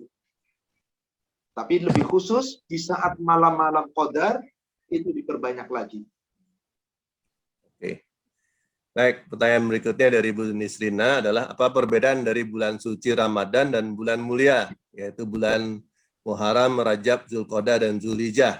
Apakah 4 bulan tersebut ada suatu keutamaan peristiwa sejarah dari Rasulullah? Kalau Demikian. bulan yang mulia itu bulan yang diharamkan. Bulan yang mulia itu bulan yang diharamkan. Ada 4 dalam Islam. Allah telah menyampaikan itu di surat 9, surat At-Taubah ayat 36. Inna iddatash syuhur indallah isna asyara syahran fi kitabillah yauma khalaqas samawati wal ard minha arba'atin hurum. Ada 4 bulan yang diharamkan dari 12 bulan itu. Nah, kapan bulan-bulan haram itu disebutkan di surat 5, surat Al-Maidah ayat yang kedua. Di situ ada disebutkan bahwasanya jangan melanggar bulan-bulan haram. Apa itu bulan haram? Yang berurutan 3. Zulqa'dah, Zulhijjah, Muharram. Zulqa'dah bulan 11, Zulhijjah bulan 12, Muharram bulan 1. Dan nanti bulan ke-7, Rajab. Maka ini yang diharamkan. Ini bulan mulia. Maka jangan dilanggar karena ada kemuliaan. Tetapi bulan Ramadan itu bulan yang lebih khusus. Bulan Muharram, bulan yang diharamkan nggak boleh perang. Di bulan Ramadan justru boleh perang, padahal orang lagi saum. Maka bulan Ramadan ini bukan sekedar bulan mulia. Bulan Ramadan adalah kemuliaan yang terkumpul dari seluruh bulan yang tidak dimiliki bulan-bulan lain. Ramadan. Kenapa? Ramadan ada Lailatul Qadar yang nilainya lebih baik dari 1000 bulan. Maka bulan Ramadan bulan mulia, bulan yang paling mulia dari segala bulan mulia. Bulan yang disucikan sebetulnya Rasulullah SAW tidak menamakan bulan yang disucikan. Cuman bulan Ramadan itu bulan di mana sarana manusia menyucikan diri. Karena dibuka pintu rahmat. Rahmat Allah adalah ampunan Allah. Siapa yang mohon ampun berarti sedang menyucikan diri. Maka sebagian ulama menyebut bulan Ramadan bulan suci. Karena kita harus jaga kesuciannya dari kesalahan dan dosa. Kita jaga puasa kita, jangan dikotori dengan lisan yang kotor, pandangan yang kotor. Maka diistilahkanlah, disebutlah bulan Ramadan bulan suci Ramadan. Tapi orang Arab nggak bakal nyebut bulan suci Ramadan. Disebutnya apa orang Arab? Syahrul Mubarak. Syahrul Karim. Syahrul bulan yang penuh dengan barokah. Bulan mulia. Orang Arab menyatakan demikian. Nggak ada mengatakan bulan yang suci. Syahrul Kudus. Bulan suci. Nggak ada. Cuman orang Indonesia istilahnya menyebut bulan suci Ramadan. Karena disucikan di sana. Demikian, wallahu a'lam. Baik, pertanyaan berikutnya. Karena banyak sekali saya coba gabungkan beberapa pertanyaan. Yang banyak ini adalah mengenai iktikaf. Apakah iktikaf harus dilakukan di masjid? Bagaimana kalau dilakukan di rumah? Kemudian bagaimana juga dengan wanita apabila tidak diizinkan oleh suaminya untuk pergi ke masjid? Kalau begitu akan kehilangan untuk mendapatkan kesempatan mencari Lailatul Qadar. Kalau dia juga tidur di dalam iktikaf, apakah itu tetap bisa mendapatkan Lailatul Qadar? Apakah harus melek terus? Tadi disampaikan kalau tidur boleh 1 menit, 2 menit. Tapi kalau tidurnya kepanjangan nih sampai 2 jam, tiba-tiba udah sahur niatnya untuk iktikaf tapi keterusan, apakah tetap mendapatkan Lailatul Qadar? Itu mengenai iktikaf. Kemudian yang lain ini sekaligus, bagaimana tanda-tanda mendapatkan Lailatul Qadar? Ini pertanyaannya. Ada pertanyaan yang sesungguhnya sudah ditanya di pekan lalu, di bulan 2 pekan lalu ditanya lagi. Nggak apa-apa. Secara umum begini. Sudah disampaikan tadi di kitab Bulughul Maram 723, hadis yang bersumber dari Abu Daud. Iktikaf itu di masjid. Nggak ada iktikaf di rumah. Nggak ada. Tapi mencari Lailatul Qadar tidak harus iktikaf di masjid. Bisa di rumahnya. Buktinya Rasulullah iktikaf. Wanita-wanita nggak boleh iktikaf. Di Sahih Muslim nomor 1142, di situ diceritakan, ketika Rasul iktikaf di masjid, istri-istri Rasul, Zainab, Ummu Salamah, Aisyah, Hafsah, minta dibuatkan tempat iktikaf di masjid. Mereka iktikaf jejer-jejer di masjid. Rasul tidak tahu kalau dibuatkan sahabat. Karena Rasul berada di dalam tendanya. Begitu khusyuknya ibadah Rasul. Ba'da sholat subuh, Rasul keluar dari tenda, dilihatnya kok banyak tempat iktikaf jejer. Ini apa ini? Ya Rasul, istri-istri Anda minta dibuatkan tempat iktikaf. Mau iktikaf di masjid, mau cari Lailatul Qadar. Kebaikan macam apa yang diinginkan para wanita ini? Dibongkar oleh Rasul. Diperintahkan dibongkar, semua dibongkar. Maka disuruh istrinya pulang ke rumah. Sampai Rasul protes, bulan itu Rasul nggak iktikaf. Pulang ke rumah. Yang biasanya 10 hari akhir. Lalu beliau qadha iktikafnya di bulan Syawal. Saat masuk bulan Syawal, 10 hari pertama Syawal, Rasul iktikaf. Mengganti iktikaf. Jadi wanita nggak ada diwajibkan iktikaf. Sunnah pun tidak. Sholat fardu saja pun tidak. Sunnah juga tidak. Laki-laki yang disunahkan.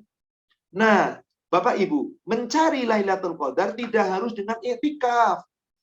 Tadi telah disebutkan di hadis nomor 719 Bulughul Maram. Bahwasanya Rasulullah SAW itu ketika 10 malam akhir beliau iktikaf. Tiap malam menjelang sepertiga malam akhir, lebih kurang jam 1 tadi, Rasul pulang.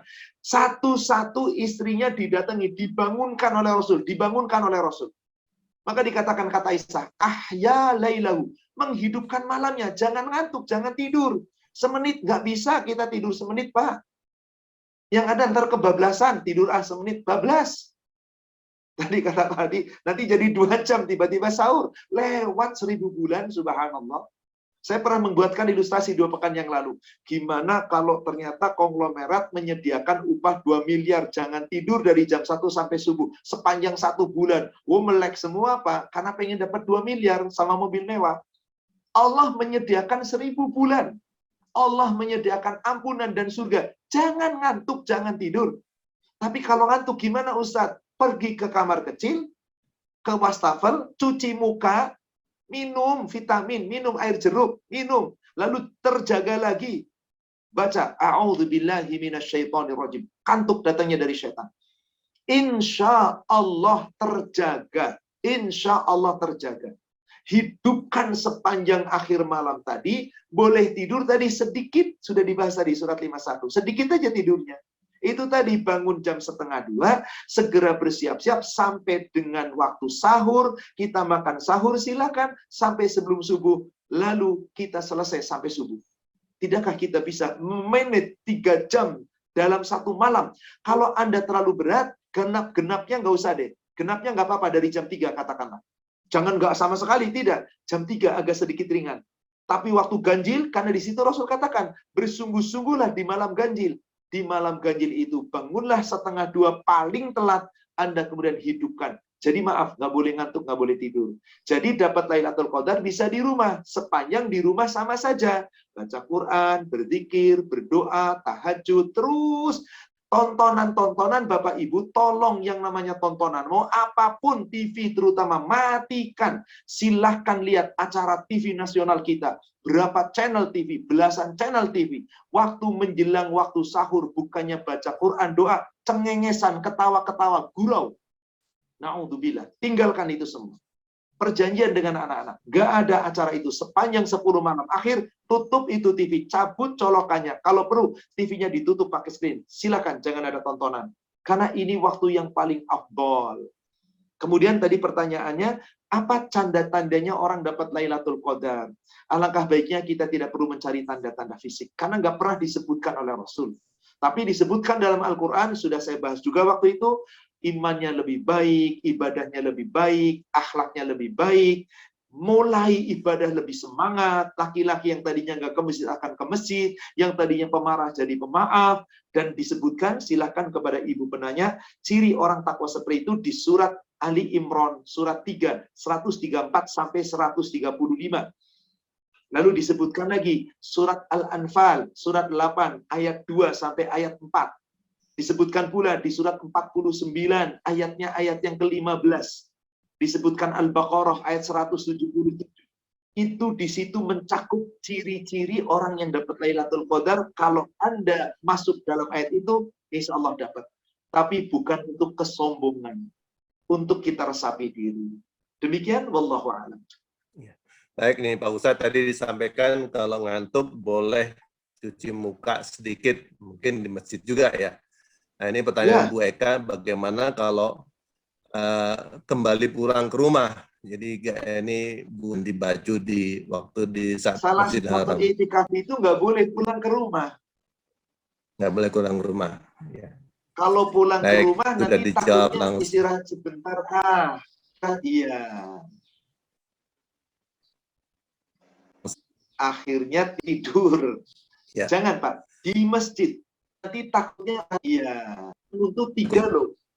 Dari 10 malam akhir, dari separohnya ganjil 5 hari, 5 kali, 21, 23, 25, 27, 29, Rasul katakan, cari lebih sungguh-sungguh di 3.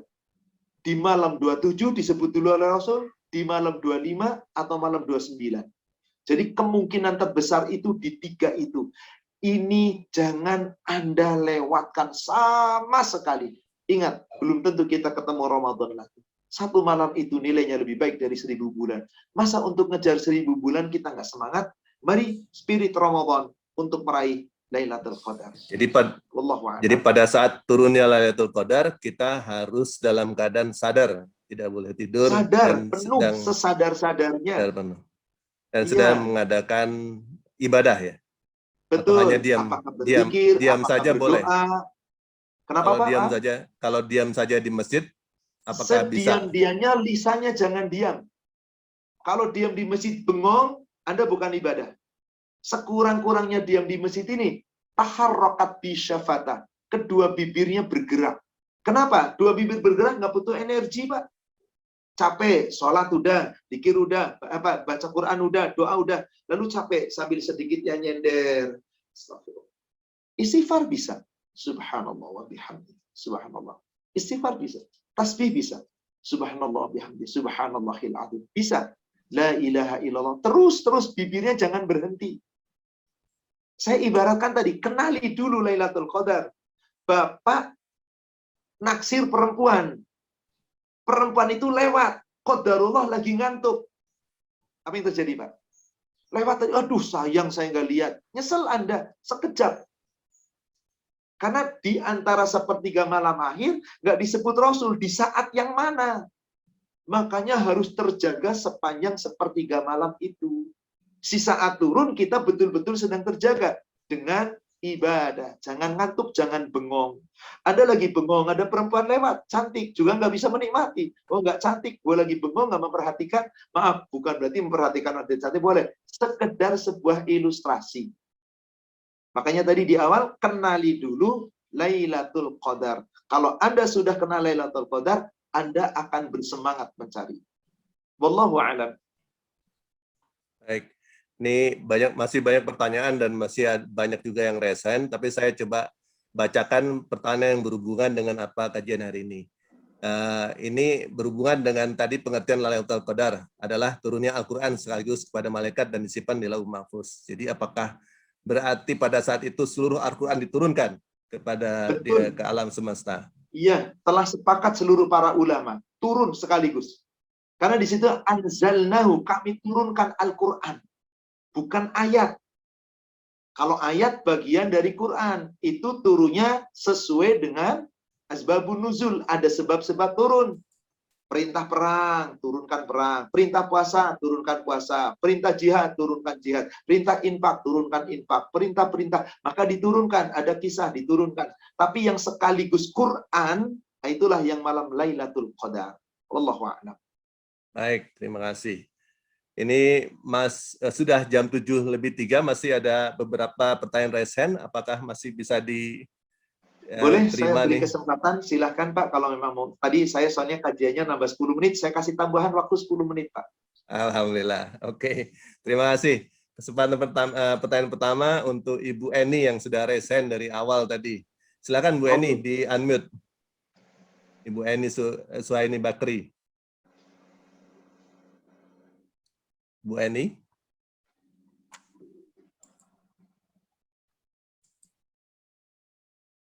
Kalau mungkin sedang tidak menyimak, kita lanjut dulu ke Pak Sony. Pak Sony Semar Songko. Silakan Pak Sony.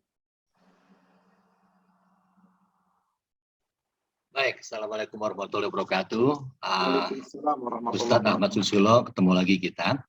Ada beberapa pertanyaan yang akan saya sampaikan, tapi mohon sebelumnya saya main diulang lagi tadi, 4 bulan haram tadi adalah Zulqa'dah, bulan 11. Zulqa'dah, Zulhijjah, bulan Muharram, 12 ya. Muharram bulan?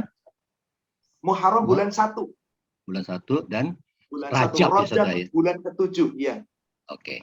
Satu lagi bulan suci Ramadan ya. Oke. Kalau Ramadan bukan bulan haram, tapi bulan yang penuh bulan dengan suci. barokah Bulan yang suci. dimuliakan. Ya, orang Indonesia ngomong bulan suci ya. Siap. Oke. Baik. Nah, tadi kan Ustadz sudah menjelaskan beberapa banyaklah ceritanya mengenai Lailatul Qadar.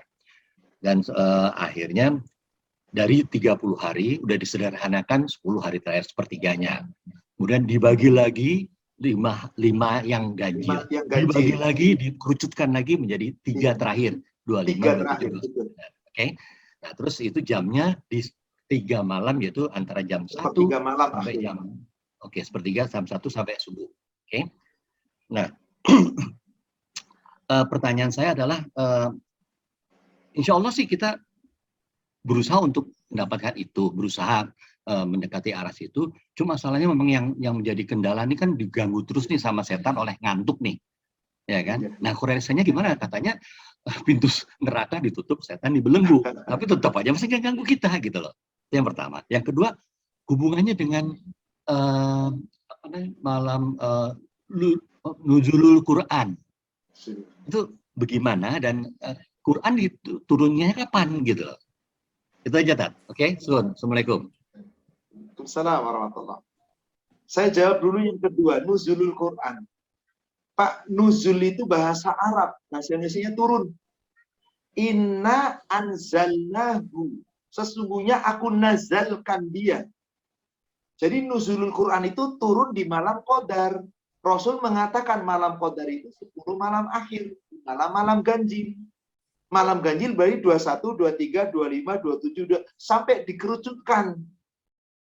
Yang akhir 3, yang akhir 4. 23, 24, 25, 27, 29. Yang akhir 3, 25, 27, 29. Berarti di situlah nuzulul Quran. Kalau dikaitkan, kok Indonesia 17 Ramadan? Allah alam, saya tidak tahu. Saya nggak tahu siapa yang menentukan bahwasanya nuzulul Quran 17 Ramadan. Saya tidak tahu. Bahkan MUI kita sudah mengatakan nuzulul Quran bukan 17 Ramadan. Tapi kenapa sampai sekarang diperingati itu juga? Ya kan cuma diperingati, Pak. Silakan saja. Kita kan mengikuti dalil bahwasanya Lailatul Qadar, Rasul menyebutkan itu. Sudah kita yakini tentang itu. Diperingati tanggal 17, silakan aja. Nanti dipertanggungjawabkan di hadapan Allah. Tapi nyari Lailatul Qadar, kita ikuti Rasul. Jangan nyari di malam 17 Ramadan, nggak bakal ketemu, Pak. Wong sudah dikerucutkan kok. Kira-kira begitu. Pertanyaan pertama. Ustaz, setannya ini loh, betul. Katanya setan diikat. Kenapa kok masih ngantuk juga diganggu setan? Sudah saya jelaskan di pertemuan pekan lalu. Yang diikat itu setan dari makhluk jin. Jin-jin jahat itu diikat semua. Sufidati syayatin. Setan-setan dari makhluk jin itu dirantai, dibelenggu.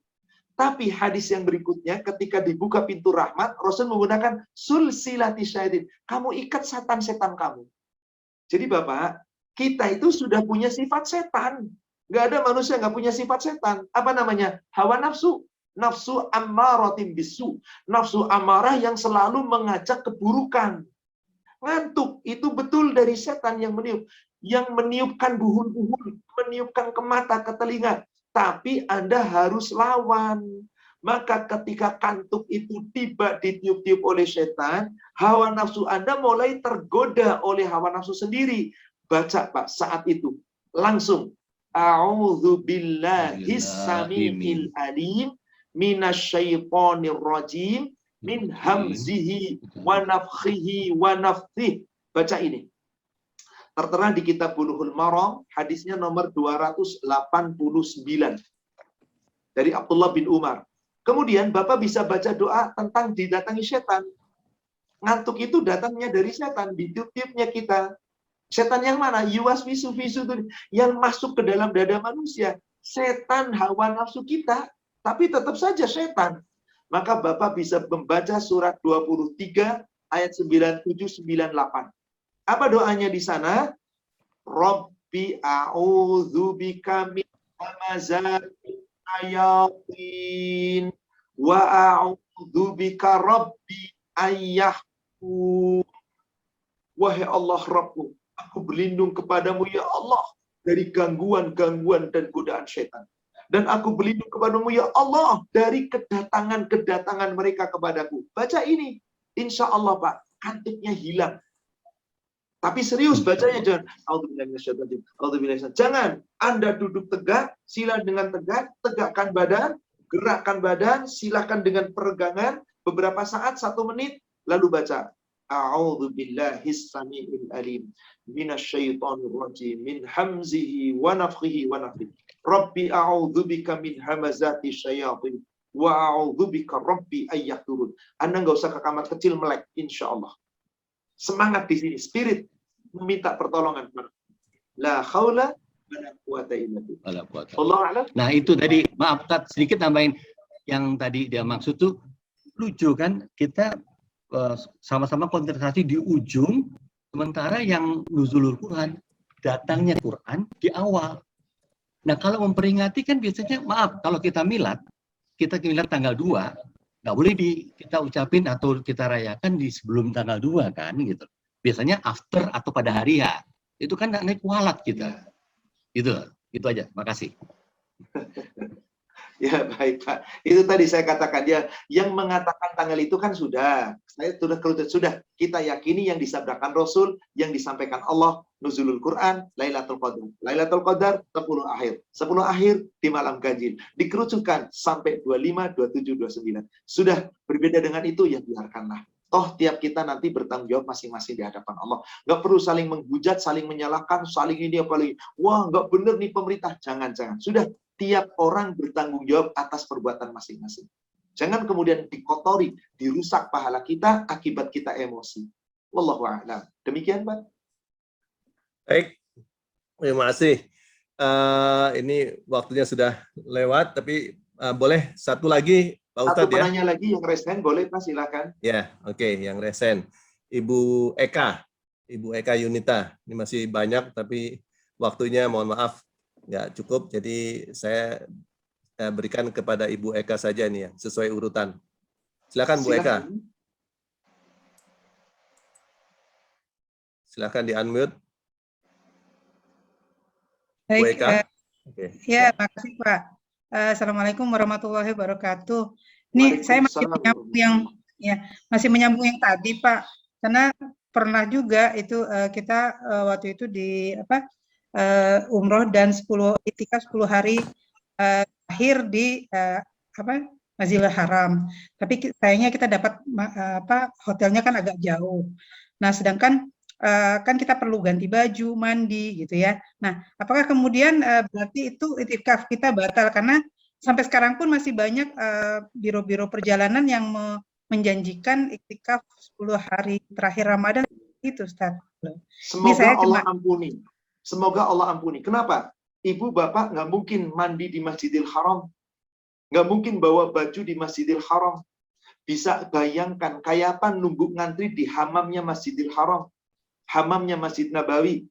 Maka karena darurat pulang, mandi, ganti baju, ya sekedar makan di hotel, balik lagi ke masjid, semoga Allah ampuni. Yang penting tujuan utamanya i'tikaf.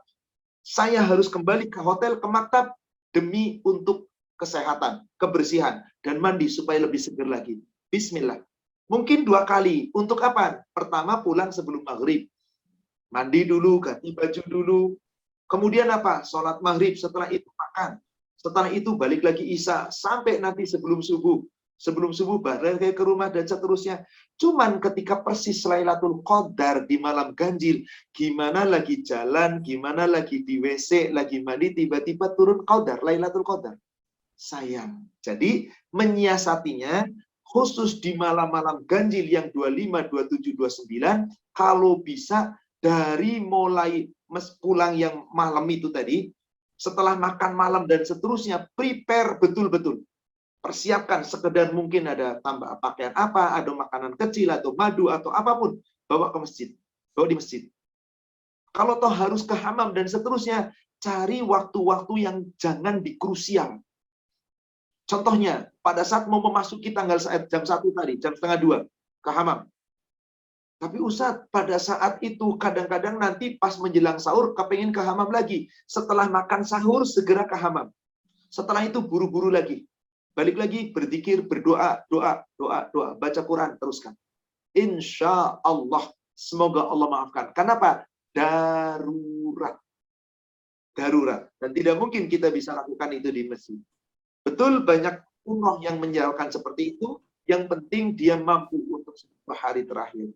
Tapi bagaimana kalau yang ngajaknya cuma terus tidur siang apa ya boleh iktikaf habis duhur sampai asar, nanti menjelang maghrib pulang karena harus makan berbuka di hotel, lalu istirahat, ntar jam 1 berangkat lagi.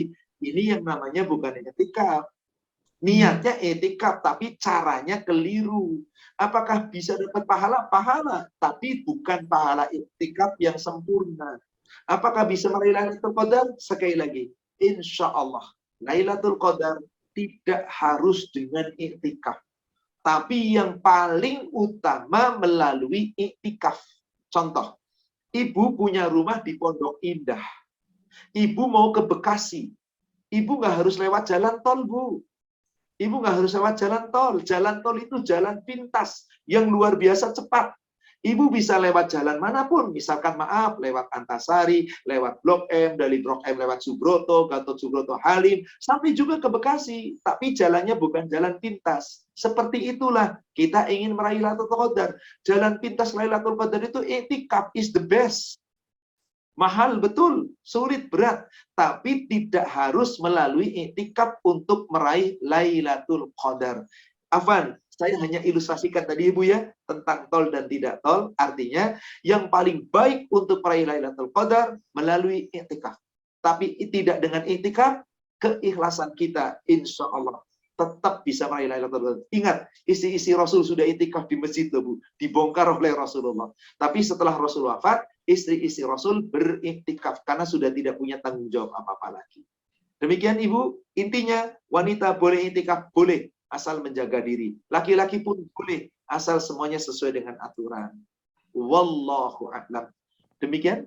Baik, terima kasih Ustaz. Assalamualaikum warahmatullahi wabarakatuh. Waalaikumsalam warahmatullahi wabarakatuh. Waalaikumsalam.